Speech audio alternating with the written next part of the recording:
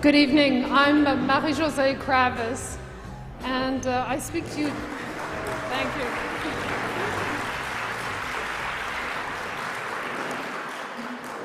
And I'm speaking to you tonight not only on my behalf, but also on behalf of my husband, Henry.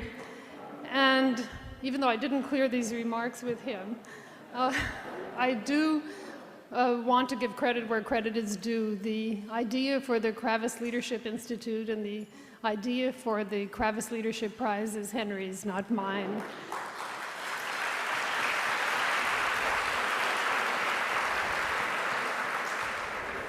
And of course, the idea behind the Kravis Leadership Institute reflects Henry's desire to expose young college students to leaders in various fields, be it the arts or sports or science or business or government, and of course philanthropy. And the idea was not to try to find a formula for teaching leadership, but it was really to expose young people to others who had originated new ideas, who had challenged the conventional wisdom, who had taken risks, who had held themselves accountable, and in doing so, who had really taken people to places they'd never been, or taken people to places about which they hadn't dreamt. And from that flowed the idea of the Kravis Leadership Prize in Philanthropy to honor and celebrate people who had taken risks in this particular field of nonprofit, not-for-profit ventures. And so we set out with Claremont McKenna College, with their staff, and I would say now under the direction of Kim Yonker, who's here tonight and whom I thank profusely for all your help during the year. Kim, if you would please take a stand.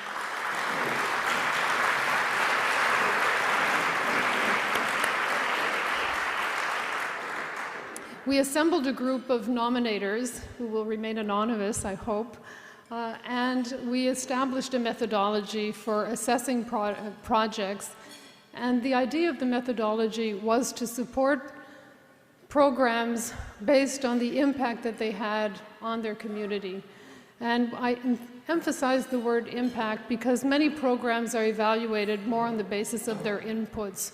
For example, if you take education, people look at enrollment data, or they will look at how many dollars are spent per student. We wanted to go beyond that and really look at graduation rates.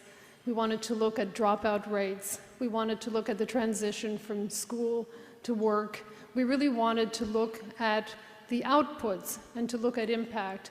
And though there are limitations to methodology, we have tried to impose this rigor in our selection process.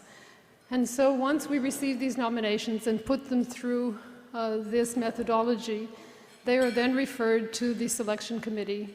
And Pamela Gann mentioned members of our selection committee are with us this evening, Lord Rothschild, Jim Wolfenson, and Harry McMahon, but I'd also like to mention Amartya Sen and Indra Murthy, who aren't here with us today, but who are part of the selection committee. And of course, this year the selection committee chose an outstanding person, an outstanding woman who was telling me today when we talked about, just in passing, we talked about 1,000 Splendid Suns, a book that many of you have probably read, and who said, you know, I lived through that in Afghanistan. My mother had 17 children, but she lost, 16 children, I'm sorry, but she lost 11 in childbirth. I've witnessed the abuse against women. I've witnessed the violence against women. And she was in a comfortable position in Michigan when Russia, or the Soviet Union at the time, invaded Afghanistan. And she said, I couldn't just stay there. I had to go back. And she went back, she went to Pakistan, went to the refugee camps, and began to work with women, working on education and, of course, on health education, public health. And from the refugee camps of Pakistan, she went back to Afghanistan, and under the Taliban regime worked underground with schoolhouses in the basement of her home and in other basements, and continued to work and to believe in women until she could now develop this Afghan Institute for Learning above ground.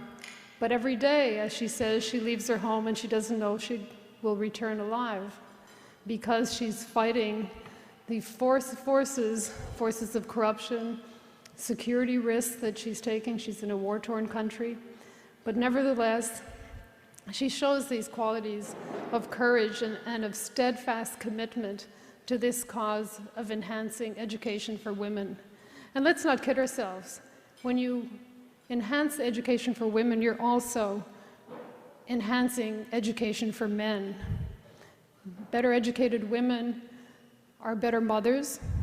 They're much more aware of issues such as nutrition, hygiene, healthcare, and it benefits the community as a whole. And I welcome you, Sakena, and I hope you'll come up and share with us your experience with the Afghan Institute.